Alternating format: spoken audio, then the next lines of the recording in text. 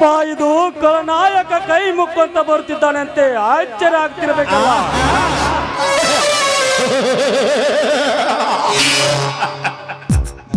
ನಾನು ಯಾರು ಗೊತ್ತಾ? ಇತಿಹಾಸದಲ್ಲೇ ಹಿರಣ್ಯಕಶಿಪ, ಮಹಾಭಾರತದಲ್ಲಿ ಶಕುನಿ,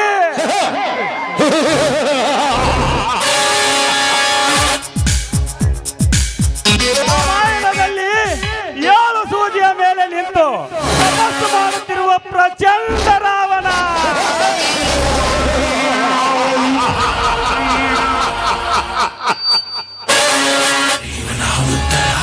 ಇಂದು ಈ ಕಲಿಯುಗದಲ್ಲಿ ಎಡೆ ಎತ್ತಿದ ಕಾಳಿಂಗ ಸರ್ಪ.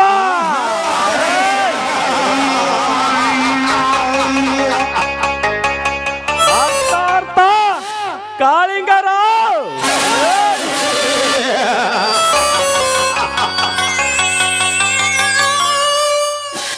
ಈ ಊರಲ್ಲಿ ನಾನು ನಡೆದಿದ್ದೆ ದಾರಿ, ಇಲ್ಲಿ ನನ್ನದೇ ಅಧಿಕಾರ. ಎದುರಾಗಿ ನಿಲ್ಲುವ ಗಂಡು ಅವನಿದ್ದಾನೆ ಈ ಊರಿನಲ್ಲಿ.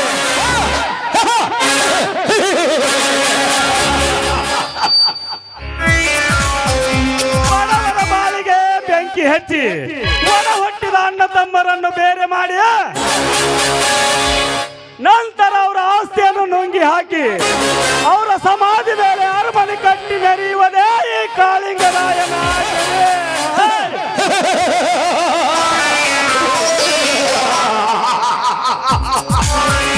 ಈ ಊರಲ್ಲಿ ಪುಂಡರು ನಾವೇ, ಪುಡಾರಿಗಳು ನಾವೇ. ಇಲ್ಲಿ ನಮ್ಮದೇ ಅಧಿಕಾರ.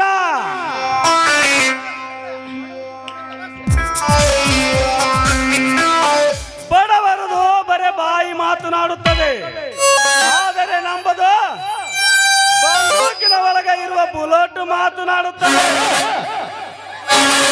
ಇದೇ ಶ್ರೀಮಂತರ ಸಾಮ್ರಾಜ್ಯ.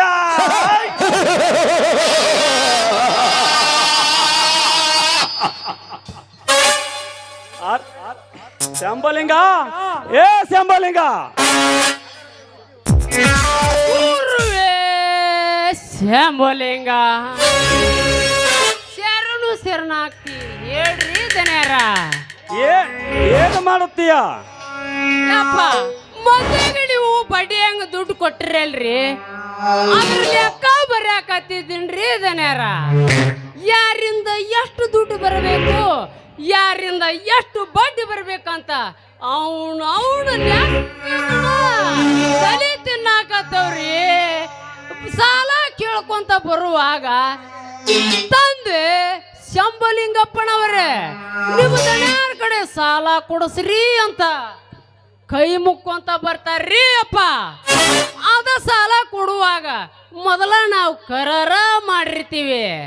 ಸಾಲದ ಲೆಕ್ಕ ಕೇಳಾಕ್ ಹೋದಾಗ ಒಂದ ನಮೂನ್ಯಾಗ ಬೆದರ್ ಬಡ್ದಂಗ ನಿಂದಿರ್ತಾರ್ರಿ ಅಪ್ಪ. ಅಂದೇನು ಶಂಭಲಿಂಗ, ನೀನು ಲೆಕ್ಕ ಸರಿಯಾಗಿ ಬರ್ದಿಲ್ಲವೇನು? ದಣ್ಯಾರ, ನಮ್ಮೂರ ಮಲ್ಲಾಪುರ ಸಾಲಿ ಒಳಗ ಲೆಕ್ಕದೊಳಗಂದ್ರ ನಾನಾ ನಂಬರ್ 1 ರೀ ದನ್ಯಾರ. ಆದ್ರೆ ಏನ್ ಮಾಡೋದು ಬಿಡ್ರಿ, ಅವನ ನಮ್ಮ ಲೆಕ್ಕ ಅವ್ರಿಗೆ ಅರ್ಥ ಆಗುದಿಲ್ರಿ. ಎಲ್ಲಾರು 100ಕ್ಕೆ 2 ರೂಪಾಯಿ ಬಡ್ಡಿ ತಗೊಂಡ್ರ ದಣ್ಯಾರ ನೀವು ಪೂರ ಇಟ್ರಿ ಬಿಡ್ರಿ 3 ಬಡ್ಡಿ. ಆದ್ರೂ ನಾಚಿಕಿ ಅಂಜಿಕಿಲ್ದ ಹೋಯ್ತಾರ್ರಿ ನಿಮ್ಮ ಹತ್ರ ಸಾಲಾನ. ಎಲ್ಲಾರ ಅವನ ವರ್ಷಕ್ಕೊಮ್ಮೆ ಬಡ್ಡಿ ತಗೊಂಡ್ರ ನೀವು ಅದ್ರೂ ಬಿಡ್ತೀರ. ತಿಂಗಳ ಬಡ್ಡಿಗೆ ಹಚ್ಚಿ ಗಂಟಿನಕ್ಕಿಂತ ಬಡ್ಡಿನ ಜಾಸ್ತಿ ಆಗಿರ್ತೈತಿ. ವಸೂಲಿ ಮಾಡಲೇ ಶಂಭಲಿಂಗ, ವಸೂಲಿ ಹಾಕತ್ರಿ ದನ್ಯಾರ. ಅಂದರೇನು ಶಂಭಲಿಂಗ ಈಗಂತಾರ? ದುಡ್ಡು ಅಂದರೆ ಸುಮ್ಮನೆ ಏನು? ಈ ಸಲ ವಸೂಲಿಗೆ ನೀನೊಬ್ಬನೇ ಹೋಗಬೇಡ, ನಮ್ಮಿಬ್ಬರ ಆಳುಗಳನ್ನು ಕರೆದುಕೊಂಡು ಹೋಗು. ಯಾವನಾದರೂ ದುಡ್ಡು ಕೊಡುವುದಿಲ್ಲ ಅಂದರೆ ಅವನನ್ನು ಒದ್ದು ಕೈಕಾಲು ಕಟ್ಟಿ ಎಳೆದುಕೊಂಡು ಬಾ. ನಮ್ಮ ಹೊಲದಲ್ಲಿ ಜೀತದಾಳಾಗಿಟ್ಟುಕೊಳ್ಳೋಣ. ಅರ್ಥವಾಯ್ತು ಶಂಭಲಿಂಗ? ಆದ್ರಿ ಅಪ್ಪ, ನೋಡಿದ್ರ ಇವ್ರು ತಾಳದ ಕಾಟ, ಅತ್ತ ನೋಡಿ ನೋಡಿದ್ರ ಅವ್ರ ಕಾಟ, ಅವ್ರು ಹಾಕೋ ಶಾಪ ಕೇಳಿದ್ರಿ ಇವ್ರು ನಿಗಿರ್ ಬಿದ್ದು ನಲ್ಲಿಕ್ಕೆ ಆಗ್ಬೇಕ್ರಿ, ಹಾಳಾಗಿ ಹೋಗ್ಲಿ ಅಂತ ಮಣ್ಣು ತೂರ್ತಾರ್ರಿ. ಅವನವನ ನಾವು ಅದೀವಲ್ಲ, ನಾವು ಎತ್ತಂತ ಸಾಯೋಣ ಹೇಳ್ರಿ. ಇವ್ರು ಅವ್ರ ಬಡ್ಡಿ ದುಡ್ಡು ತಿಂದು ದೊಡ್ಡರಾಗ್ಯಾರ್ರಿ ಲಪ್ಪಂಗ್ ಸೊಳೆ ಮಕ್ಕಳು. ಏ ಶಂಭಲಿಂಗ, ಏನೇ ವಿಚಾರ ಮಾಡುತ್ತಾ ನಿಂತಿರುವಲ್ಲ? ಏನು ಇಲ್ರಿ ಅಪ್ಪ ಯಪ್ಪ, ನೀವು ಎಂತ ಪುಣ್ಯಾತ್ಮರು ಅಂತ ವಿಚಾರ ಮಾಡಾಕತ್ತಿದ್ದೀನ್ರಿ ಅಪ್ಪ. ಇರಲಿ, ಇನ್ನ ಮುಂದಾದರೂ ಲೆಕ್ಕ ಸರಿಯಾಗಿ ಬರ್ದಿಕ್ಕೋ. ಆಯ್ತ್ರಿ ಅಪ್ಪ, ನನಗೆ ಆಲಿಕಂತ ಜಾಡ್ರಿ ರೌಣರ ಕರ್ಕೊಂಡ್ ಬರ್ತೀನಿ. ನಮಸ್ಕಾರ ದನಿಗಳಿಗೆ. ನಮಸ್ಕಾರ ಬಾ ನಾಗರಾಜ. ನೀನು ಹೋದ ಕೆಲಸ ಏನಾಯ್ತು? ಬರುವ ದಾರಿಯನ್ನೇ ಕಾಯುತ್ತಿದ್ದೆ, ನನಗೆ ನಿನ್ನ ಕಳೆನೇ ಚಿಂತೆ. ಇದು ಈ ತಿಂಗಳ ಬಿಲ್ಡಿಂಗ್ ಕಾಂಟ್ರಾಕ್ಷನ್ ಇಂದ ಬಂದ ಕಮಿಷನ್ 10 ಲಕ್ಷ ತೆಗೆದುಕೊಳ್ಳಿ ದನಿಗಳೇ. ನೋಡು ನಾಗರಾಜ, ಇದರಲ್ಲಿ ನಿನ್ನ ಶ್ರಮ ಕೂಡ ಇದೆ. ಈ ದುಡ್ಡು ನಿನಗೆ ತಗೋ. ಬೇಡ ದನಿಗಳೇ, ನನಗೇಕೆ ಬೇಕು ಹಣ?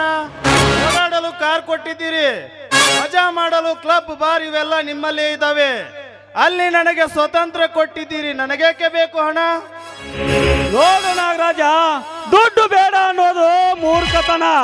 ದುಡ್ಡು ಇಲ್ಲದಿದ್ದರೆ ಕತ್ತಿಗಿಂತ ಕೀಳಾಗಿ ನೋಡುವ ಈ ಸಮಾಜದಲ್ಲಿ ದುಡ್ಡೇ ದೊಡ್ಡಪ್ಪ ಎಂದು ತಗೋ, ಬೇಡನ್ನ ಬೇಡ.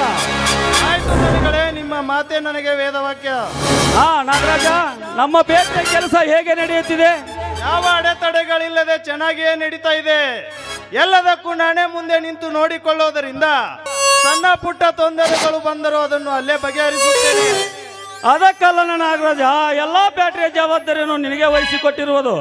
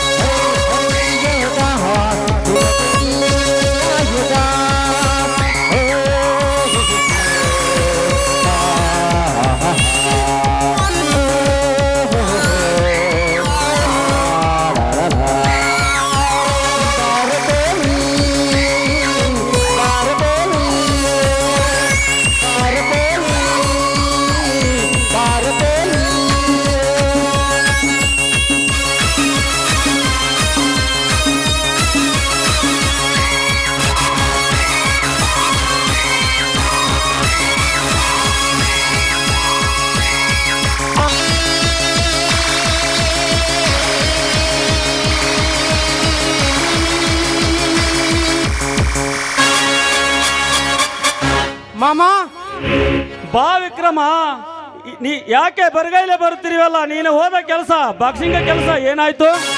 ಎಂದು ಸೋಲನ್ನದೇ ಗೊತ್ತಿಲ್ಲದ ನನಗೆ ಇಂದು ಸೋಲಾಯ್ತು ಮಾಮ. ವಿಕ್ರಮ, ಏನು ಮಾತನಾಡುತ್ತಿರುವೆ ನೀನು? ನಿನ್ನ ಬಾಯಲ್ಲಿ ಸೋಲು ಎನ್ನುವುದು ತಮಾಷೆದ ಮಾತ. ಕೆಜಿ ಗಂಟೆಲೆ ಚಿಕ್ಕನ್ನು ತಿಂದು ಜಿಮ್ ಮಾಡುತ್ತಿದೆಯಲ್ಲ, ಎಲ್ಲಿ ಹೋಯ್ತೋ ನಿನ್ನ ಪೌರುಷ? ಎಷ್ಟಕ್ಕೂ ನಿನ್ನ ಸೋಲಿಸುವ ಗಂಡು ಅವನಿದ್ದಾನೆ ಈ ಊರಿನಲ್ಲಿ? ಇದೇ ಊರಿನವರು ಮಾಮ, ಆ ಶಿವಪ್ಪನ ತಮ್ಮ ವೀರಭದ್ರ. ಸಾಕು, ಮುಚ್ಚು ಬಾ ವಿಕ್ರಮ, ಮುಂದೆ ಮಾತನಾಡಬೇಡ. ಇದೇ ಊರಲ್ಲಿ ನಿನ್ನ ಸೋಲಿಸುವ ಗಂಡು ಹುಟ್ಟಿದನೆಂದರೆ ಅವಮಾನ, ತುಂಬಾನೇ ಅವಮಾನ. ಆ ಬಡ ಭಿಕಾರಿ ಶಿವಪ್ಪನ ತಮ್ಮನ ಕೈಯಲ್ಲಿ ಸೋಲು ತಿನ್ನಲು ತುತ್ತು ಕೂಳಿಗೂ ಗತಿ ಇಲ್ಲದೆ ಮನೆ ಮನೆ ತಿರುಗುವ ಅವರೆಂತ ನಾಚಿಕೆಗೇಡಿಗಳು.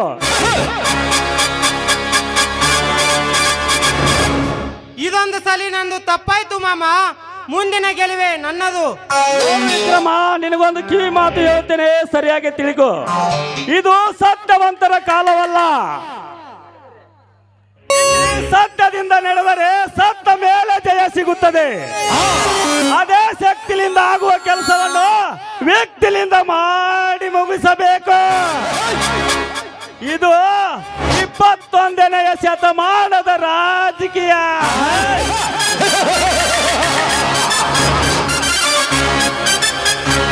ಅರ್ಥ ತೆಲೆಯುಗ.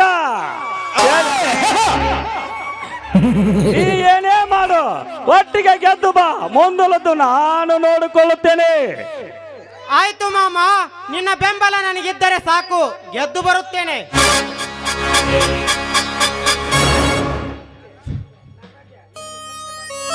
ನಾಗರಾಜ, ಇವನನ್ನು ನಿನಗೆ ಪರಿಚಯ ಮಾಡುವುದೇ ಮರೆತು ಬಿಟ್ಟಿದ್ದೆ.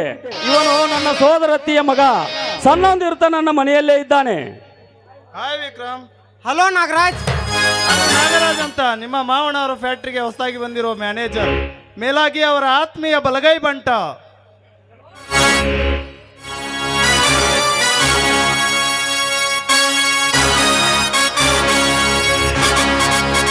ಅಣ್ಣ ಅಣ್ಣ ಬಾ ಕಲ್ಪನಾ, ಕಾಲೇಜಿಂದ ಹೀಗೆ ಬಂದೇನಮ್ಮ. ಹೌದಣ್ಣ. ಹೇಗೆ ನಡೆಯುತ್ತಿದೆಯಮ್ಮ ನಿಮ್ಮ ಕಾಲೇಜಿನಲ್ಲಿ ವಿದ್ಯಾಭ್ಯಾಸಗಳು? ಅಣ್ಣ ಇಡೀ ಕಾಲೇಜ್ಗೆ ನಾನೇ ನಂಬರ್ 1 ಅಣ್ಣ. ನೋಡು ನಾಗರಾಜ, ಇವಳು ನನ್ನ ಮುದ್ದಿನ ತಂಗಿ ಕಲ್ಪನಾ ಅಂತ. Hi hi. ನೀವು ನಾನು ನಿಮ್ಮ ಫ್ಯಾಕ್ಟ್ರಿ ಮ್ಯಾನೇಜರ್. ಗೊತ್ತಾಯ್ತು ಬಿಡಿ. ನೀವ್ ಯಾರನ್ನ ತಿಳ್ಕೊಡವ ಅಗತ್ಯವೇನಿಲ್ಲ. ನೀವು ಸೈಕಾಲಜಿ ಓದಿದ್ದೀರಾ? ನೀವು ತುಂಬಾನೇ ಬ್ರಿಲಿಯಂಟ್. ಹಾಗೇನಿಲ್ಲ, ಒಂದು ಸಾರಿ ಮುಖಾಡ ಗೊತ್ತಾಯ್ತು. ನಿಮ್ಮ ಜಾತಕವನ್ನೇ ಬರೆಯಬಲ್ಲೆ ನಾನು. ಆಹಾ ಕಲ್ಪನಾ, ಮುಟ್ಟಿದರೆ ಮಾಸುವಂತ ಸೌಂದರ್ಯ ನಿನ್ನದು.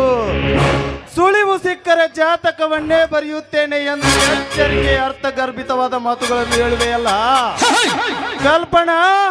ಬರುವ ದಿನಗಳಲ್ಲಿ ಯಾರ ಜಾತಕ ಯಾರು ಬರೆಯುತ್ತಾರೆ ಎಂಬುದನ್ನು ಕಾದು ನೋಡಬೇಕಾಗಿದೆ. ನೀನು ಏನೇ ಹೇಳಿದರೂ ರೋಮಾಂಚನ. ಏನು ವಿಕ್ರಮ, ಏನೇ ಯೋಚನೆ ಮಾಡುತ್ತಾ ನಿಂತಿರುವೆಯಲ್ಲ? ಏನಿಲ್ಲ ದನಿಗಳೇ, ಕೆಲಸದ ಬಗ್ಗೆ ವಿಚಾರ ಮಾಡುತ್ತಿದ್ದೆ. ನಾನಿನ್ನು ಬರುತ್ತೇನೆ. ಇಲ್ಲ ನಾಗರಾಜ, ಆಮೇಲೆ ಹೋಗಿ ಅಂತೆ. ಶಂಭುಲಿಂಗ, ಏ ಶಂಭುಲಿಂಗ, ಬೇಗನೆ ಪಾರ್ಟಿಗೆ ಅರೇಂಜ್ ಮಾಡು. ಅದ ಅನ್ರಿ ಹಳೆಗಿರಿಕ್ಕಿ ಏನು ಹೊಸದ್ ಬೇಕ್ರಿ? ಯಾವ್ದಾರ ಒಂದು ಹೊಸದ ತಂದು ಬಿಡ್ತೀನಿ ಬಿಡ್ರಿ. ಅವನ ಗಜ್ಮ ಮಾಡ್ಬಿಡ್ ನೋಡ್ರಿ.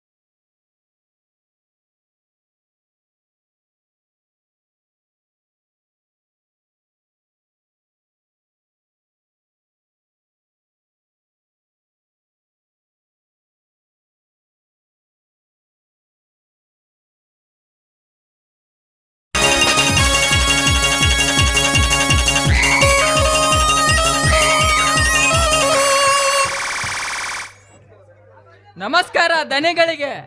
ಯಾರು? ನನ್ನಿಂದ ಏನಾಗಬೇಕು? ಇದೇ ಊರಿನ ಶಿವಪ್ಪ ಅಂತ ದನಿಗಳೇ. ಶಿವಪ್ಪ ಅಂದರೆ ಯಾವ ಶಿವಪ್ಪ? ನನ್ನ ಹಳೆಯನನ್ನು ಬಾಕ್ಸಿಂಗ್ ನಲ್ಲಿ ಸೋಲಿಸಿದನಲ್ಲ, ಆ ವೀರಭದ್ರರನ್ನ ಶಿವಪ್ಪ ನೀನೇನಾ? ಹೌದು ದನಿಗಳೇ.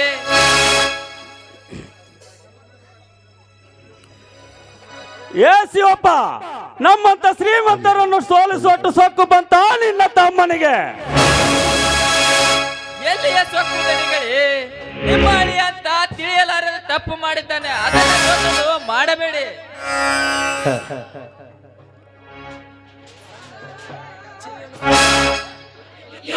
ತುತ್ತು ಕೂಳಿಗೂ ಗತಿ ಇಲ್ಲದೆ ಮನೆ ಮನೆ ತಿರುಗುವ ನೀವು ನಿಮ್ಮ ತಮ್ಮನಿಗೆ ಶಕ್ತಿ ಬರಲು ಏನು ತಿನ್ನಿಸುತ್ತೀಯ?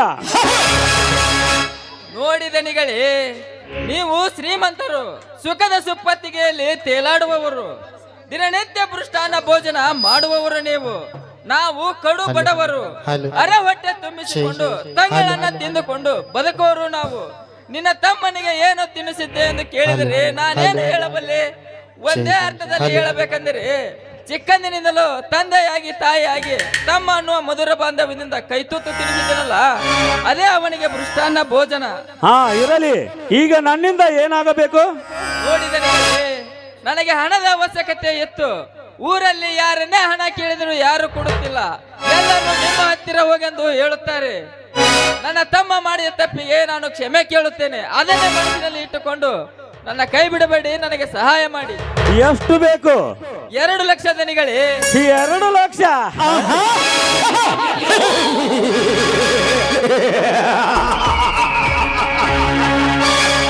ಈ 2 ಲಕ್ಷಕ್ಕೆ ಸೊನ್ನೆ ಎಷ್ಟು ಗೊತ್ತಾ ನಿನಗೆ?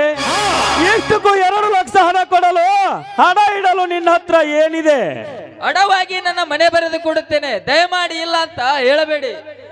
ಆ ಮುರುಕ ಮನೆಯನ್ನು ಹಣ ಇಟ್ಟುಕೊಂಡು ನಿನಗೆ ಹಣವನ್ನು ಕೊಡುವುದಾಗುವುದಿಲ್ಲ. ಹಾಗೆನ್ನಬೇಡಿ ದನಿಗಳೇ, ನಿಮ್ಮ ಕಾಲಿಗೆ ಬೀಳುತ್ತೇನೆ, ದಯಮಾಡಿ ಇಲ್ಲ ಅಂತ ಹೇಳಬೇಡಿ. ಏನಂತ ಸಹಾಯ ಮಾಡಲಿ ನಿಮಗೆ?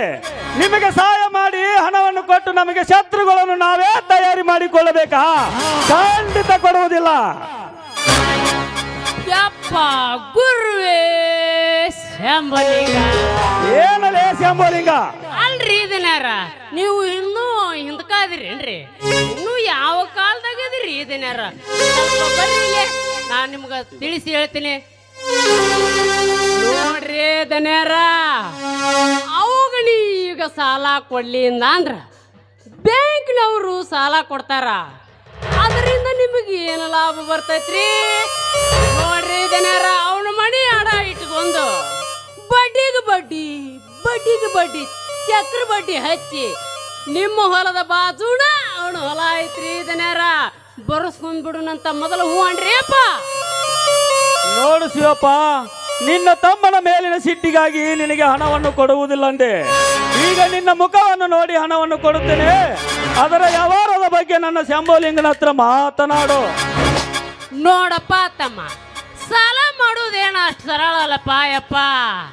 ಇವ್ರು ಗೂಡು ಸಾಲ ಮಾಡಿ ನಿನ್ನ ಸರಿರುವಣಿಗೆ ನೋಡ್ರಿ ಅಪ್ಪ, ಸಾಲ ಮಾಡೋದು ವಜೆ, ತೀರ್ಸೋದು ಭಾಳ ತ್ರಾಸ ಆಕತ್ತು ತಮ್ಮ. ನಮ್ದು ಇನ್ನೊಂದು ಐತಪ್ಪ, 3 ಗಜ 3 ಬಡ್ಡಿ. ಮತ್ತೆ ನಿನ್ನ ಒಪ್ಪಿಗೆ ಇದ್ರ ಕೊಡ್ತೀವಿ, ವಿಚಾರ ಮಾಡಿ ಹೇಳೋ ತಮ್ಮ. ನನಗೆ ಸಂಪೂರ್ಣವಾಗಿ ಒಪ್ಪಿಗೆ ಇದೆ. ಹಾಗಾದ್ರೆ ಈ ಬಾಂಡ್ ಪೇಪರ್ ಮ್ಯಾಗ ಸಹಿ ಮಾಡಿಬಿಡಪ್ಪ ಯಪ್ಪ.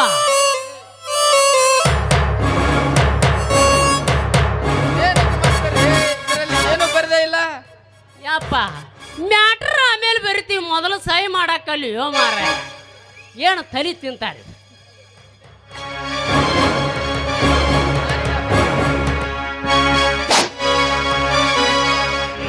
ಶುದ್ಧ ಮಾಡಿದ್ರ ಬಿಟ್ಟ ಬಿಟ್ರ. ಹತ್ತಿರ ಹೋಗ ಇಲ್ಲ ಕಸಬನಿಂಗ ಎಲ್ಲೋ ಕೊಟ್ಟಿನ ಜಾಗ ಅರ್ಧಂಗ ಹಗ್ಗ ಬಿಟ್ಟಾದಿ ರಾಗ ಬಿಟ್ಟಾದಿ ಅರ್ಧಂಗ ಹಗ್ಗ ಹತ್ತಿ.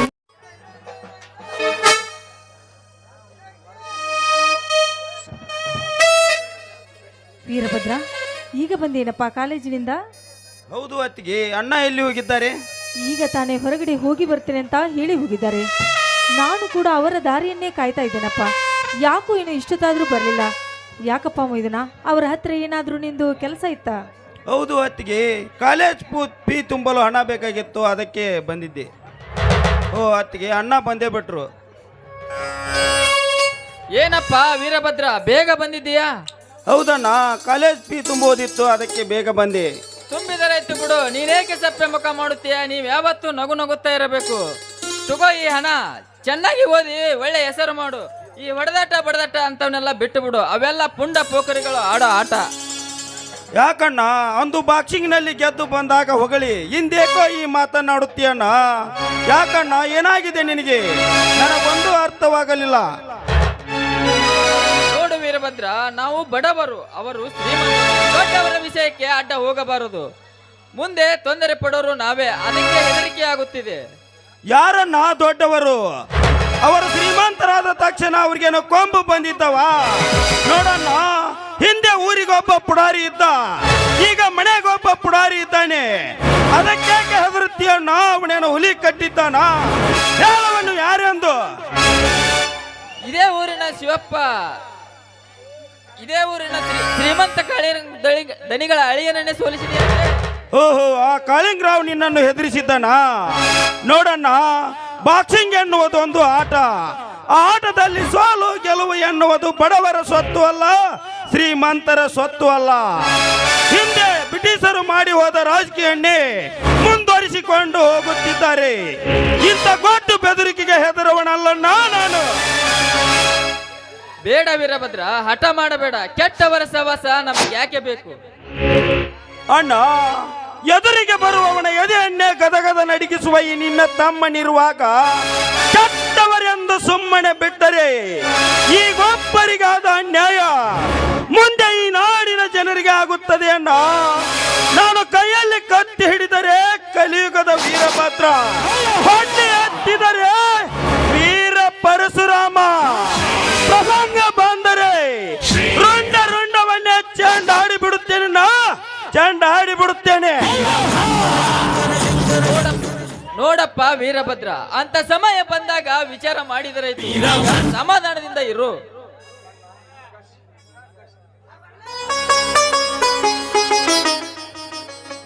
ಅಣ್ಣ, ಅತ್ತಿಗೆ ತೆಗೆದುಕೊಳ್ಳಿ.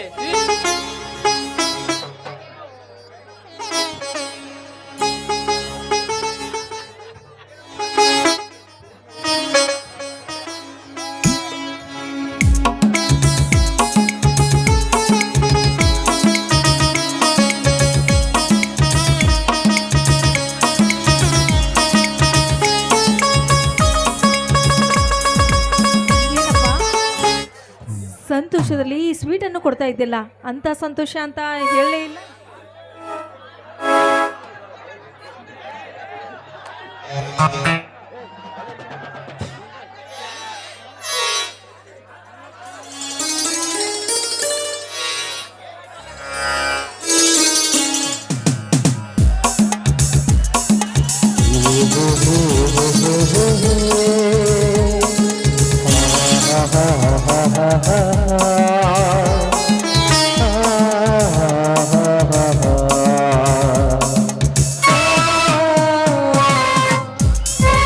ಅತ್ತಿಗೆ, ಅಣ್ಣ, ನಿಮ್ಮ ಆಶೀರ್ವಾದದಿಂದ ಸಿಟಿಯಲ್ಲಿ ರ್ಯಾಂಕ್ ಲಿಸ್ಟ್ ನಲ್ಲಿ ಬಂದಿದ್ದೇನೆ, ಅದಕ್ಕೆ ಈ ಸ್ವೀಟ್. ನೋಡಿದೆಯಾ ಪಾರ್ವತಿನ ಮೈದುನರ ಬುದ್ಧಿವಂತಿಕೆ?